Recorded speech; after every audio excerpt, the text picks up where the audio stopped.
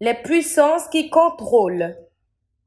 J'ai partagé avec vous ma vision, que j'étais en train de prier quelques années auparavant, quand le plafond dans ma chambre a disparu, et je voyais cet esprit et cet être me regarder, qui ressemblait à Léviathan, et qui ressemblait à un dinosaure, avec une queue qui avait sa propre vie.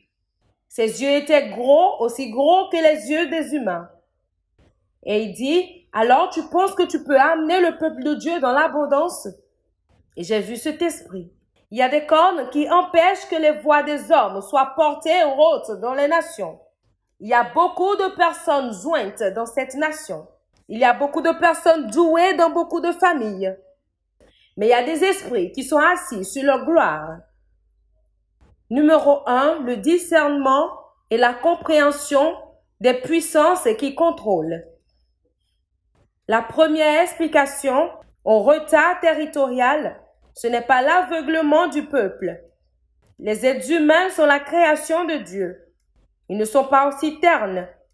C'est seulement Dieu qui peut ouvrir vos yeux pour voir les territoires qui sont assignés sur le Nigeria.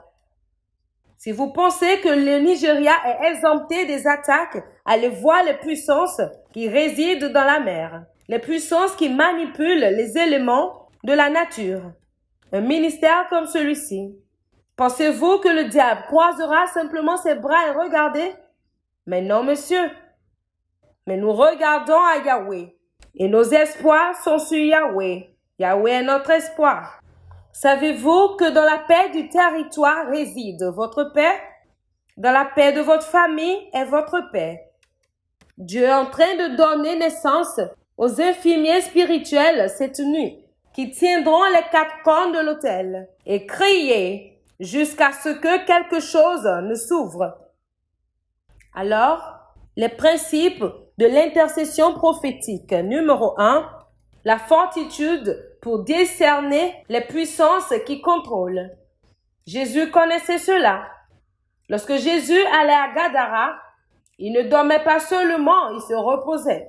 Mais dans le discernement, l'esprit qui a possédé les Gadaréens a remarqué qu'à Gadara, quelques personnes réussissaient pendant que d'autres souffraient. C'était se basant sur leur négociation avec ces esprits. Puis-je vous dire, il y a des puissances de contrôle qui sont assises sur des cités. Vous ne faites pas des affaires pour prospérer, jusqu'à ce que vous veniez à eux. Vous pouvez faire une petite affaire générale. Mais lorsque vous êtes sur le point de gagner gros, ils vous inviteront. Viens et assieds-toi. Nous ne nous élevons pas juste comme ça. Demande à Jésus. Lorsque Jésus était sur le point de commencer sa mission, Satan l'a pris sur une grande montagne et lui a montré la gloire du monde. Il lui a dit, tout m'a été donné. Malheureusement, Jésus n'est pas la seule personne que Satan a amenée à cette montagne. Il y a beaucoup de personnes. Les prédicateurs sont rendus sur cette montagne. Les hommes d'affaires se sont rendus à cette montagne. Et certains d'entre eux n'ont pas répondu non à cette offre. Puis-je vous dire ceci?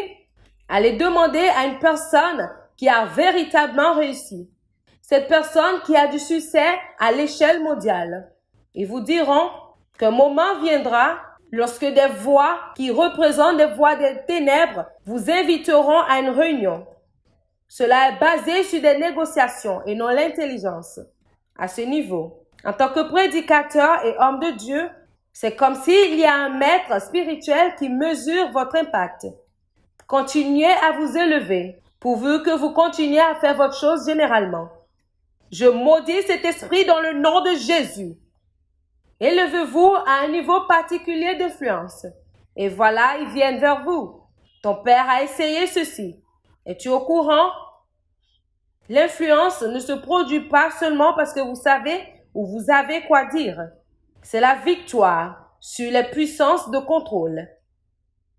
Le roi de Tyr est assis sur l'économie de la terre. Comment osez-vous prospérer sans compromis, sans venir à lui? C'est pour cela que Jésus a dit que gagnerait un homme s'il gagne tout le monde entier et perdait son âme. Voici ma question. Qui était cet homme d'affaires qui a fait des affaires avec lui, à qui tu as donné ton âme? Il y a des musiciens qui ont été amenés sur cette montagne. Ils ont librement donné leurs âmes pour la célébrité. Puis-je vous dire ceci? Cette déesse Babylone, qui est assise sur le cycle de la terre, est intéressée en toutes choses, incluant les âmes des hommes. Laissez-moi vous montrer une écriture. Apocalypse chapitre 18. Nous sommes sur le point de prier. Apocalypse 18. Voici la chute de Babylone. Nous lirons à partir du verset 1 jusqu'au verset 5 et ensuite nous irons au verset 9 et nous finirons avec le verset 13. S'il vous plaît, prêtez attention, tout le monde. Écoutez et apprenez. Après cela, je vis descendre du ciel notre ange qui avait une grande autorité et la terre fut éclairée de sa gloire. Il cria d'une voix forte disant, « Elle est tombée, Babylone la grande. Elle est devenue une habitation de démons, un repère de tout esprit impur, un repère de tout oiseau impur et odieux. » Verset 3. J'aimerais que vous lisiez ceci par vous-même. Êtes-vous prêts? 1, 2, lisons. Parce que toutes les nations ont bu du vin de la fureur de son impudicité, et que les rois de la terre se sont livrés avec elle à l'impudicité, et que les marchands de la terre se sont enrichis par la puissance de son luxe. Ici, on nous parle de Babylone. Ici, elle représente Babylone. Alors, comment est-ce que les marchands de la terre se sont enrichis? Lisez encore. Par la puissance de son luxe. Ils ne sont pas juste prospérés comme cela. Ils n'ont pas juste prospéré par hasard. Il y avait une négociation qui s'est produite. Verset 4. Et j'entendis du ciel une autre voix qui disait, « Sortez du milieu d'elle, mon peuple, afin que vous ne participiez point à ses péchés, et que vous n'ayez point de part à ses fléaux. » Allons au verset 9. Et tous les rois de la terre qui se sont livrés avec elle à l'impudicité et au luxe pleureront et se lamenteront à cause d'elle, quand ils verront la fumée de son embrasement. Verset 10. Se tenant éloignés dans la crainte de son tourment, ils diront, « Malheur, malheur, la grande ville, Babylone, la ville puissante. En une seule heure est venu ton jugement. » Et les marchands de la terre pleureront. Pourquoi est-ce qu'ils pleureront? Parce que personne n'achète plus leur cargaison. Alors pourquoi est-ce qu'ils achetaient avant leur cargaison? Ce n'est pas parce qu'ils pouvaient acheter et vendre. Il y avait un esprit avec lequel ils avaient négocié sur les territoires. Verset 12. Maintenant, écoutez. Laissez-moi vous montrer ce que ce système vend. Toutes ces choses sont disponibles à l'achat. Les puissances de contrôle. Je vous dirai la mission des puissances de contrôle. Ils assurent l'allégeance transgénérationnelle à Satan. Ils contrôlent toutes choses, les systèmes et les structures. Vous s'assurez du fait que vous ne soyez pas élevés par justice. Vous négociez avec eux et ils vous donnent assez. Une cargaison d'or, d'argent, de pierres précieuses, de perles, de fin lin, de pourpre et de soie, d'écarlate, de toute espèce de bois, de senteur et de toute espèce d'objets d'ivoire. Voici les choses que Babylone vend, de toute espèce d'objets en bois très précieux. Vous savez, la Bible dit que ce que gagnerait un homme, il gagne tout le monde entier et perd quoi? Son âme. Cela veut dire que si Babylone vous donne le monde, qu'est-ce qu'elle prend en retour? Je vous montrerai ce qu'elle fait avec ses âmes. Verset 13. Lisons. De cinnamome, d'aromates, de parfums. Babylone peut vous donner de l'onction. Elle vend cela également. Vous pouvez aller et dire, je suis fatigué du ministère qui ne fonctionne pas. Négocions. Ce territoire ne peut pas être autant difficile. Et elle dira, je te donnerai l'onction. De myrrhe, d'encens, de vin, d'huile, de fine farine, de blé, de bœuf. Et maintenant, commencez à lire toujours. De brebis, de chevaux, de chars, de corps. Et qu'est-ce qu'elle vend encore? De corps et d'âmes d'hommes. D'où est-ce qu'elle tient ces âmes? Ce sont les âmes de ces personnes qui viennent vers elle pour l'échange. Babylone détient des âmes. Babylone possède des esclaves. Elle peut vous donner l'accès au cœur des hommes. Pour que si vous chantez quelque chose, quel que soit comment cela est bien ou pas, 1 million de personnes peuvent vous aimer en un jour. Ces âmes viennent d'elle. Cela ne se produit pas au hasard. Très cher peuple de Dieu, pourquoi est-ce que le diable assigne ses puissances sur les territoires? C'est pour s'assurer qu'aucun territoire ne soit sauvé en tant que territoire.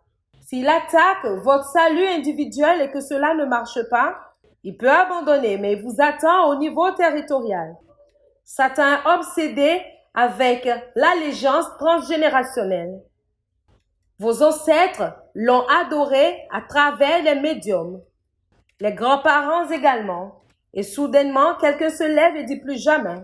Nous nous lèverons en ton nom, Seigneur Jésus, parce que tu es Adonai et tu règnes sur la terre.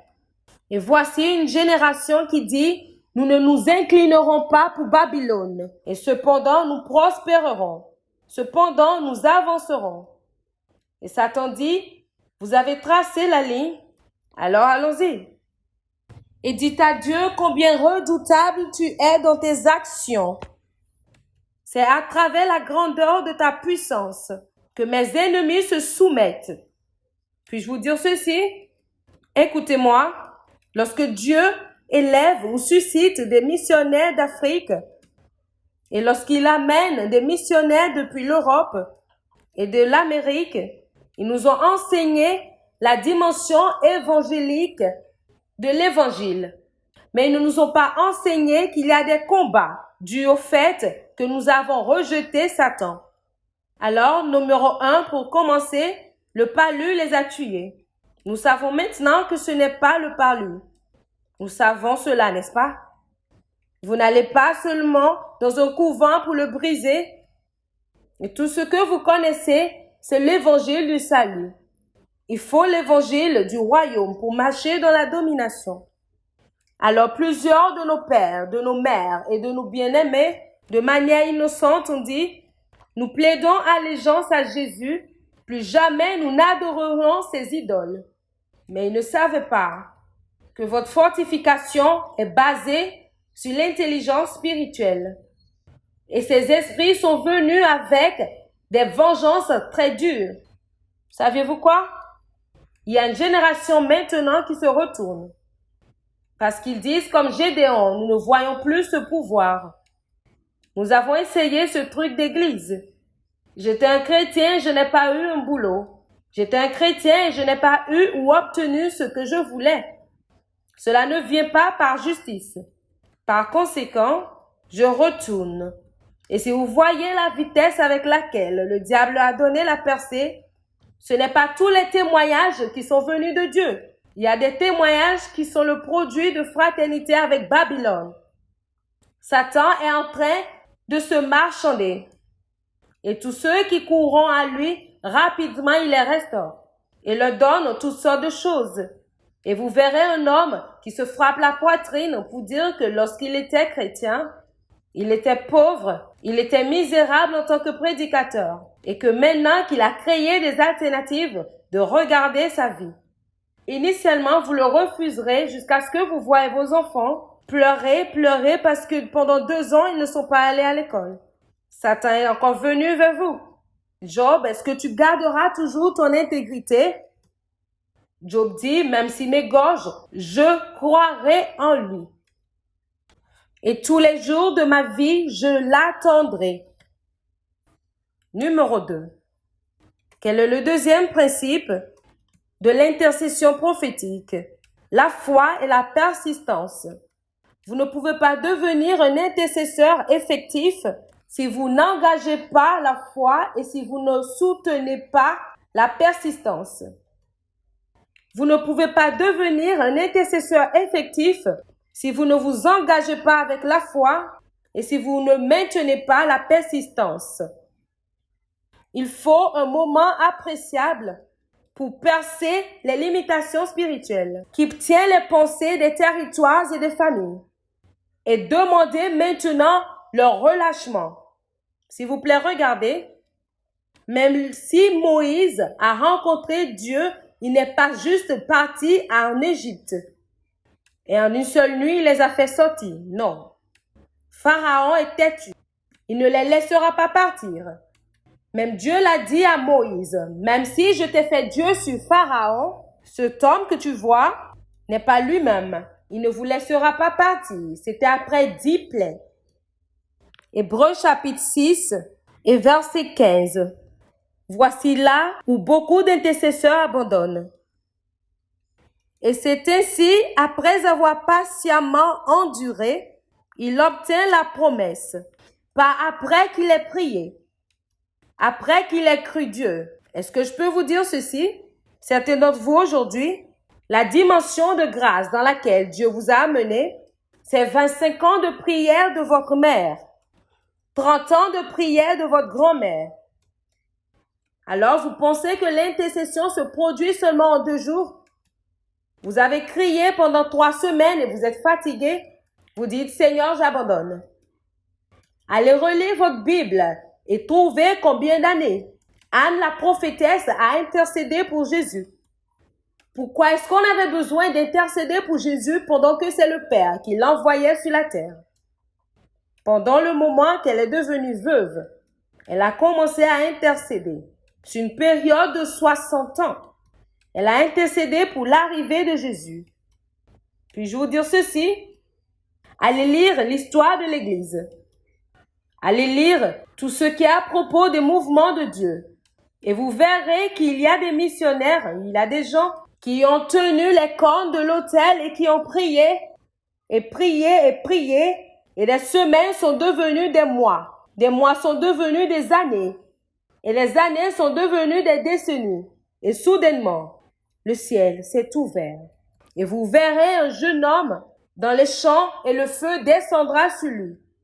Allez lire l'histoire de l'Église au Nigeria. Beaucoup d'entre nous, croyants, ne sommes pas étudiants des histoires. Le secret de l'avenir, c'est dans le passé. Retournez étudier le passé, hier. Étudiez les généraux. Étudiez ceux qui ont servi les buts de Dieu. Les hommes comme l'archevêque Benson Idahosa et Papa Ayob Balola. Allez lire à propos d'eux. Et vous saurez qu'ils sont des intercesseurs prophétiques qui ont vraiment prié. Ils ont marqué leur arrivée. Ils n'étaient pas éduqués. Ils n'étaient pas riches. Mais ils ont compris les actions ou l'acte de l'intercession prophétique. Notre génération ne prie pour rien. Nous prions seulement pour les voitures, pour les maisons. Seigneur, tu m'as déjà donné 5. Donne-moi encore 3 de plus. Et Dieu dit, mais regardez, tu ne penses même pas au royaume dans ta perspective. Et vous dites, Dieu, fais de moi le plus grand homme de Dieu de cette cité. Et Dieu dit, mais pourquoi? Des désirs banaux,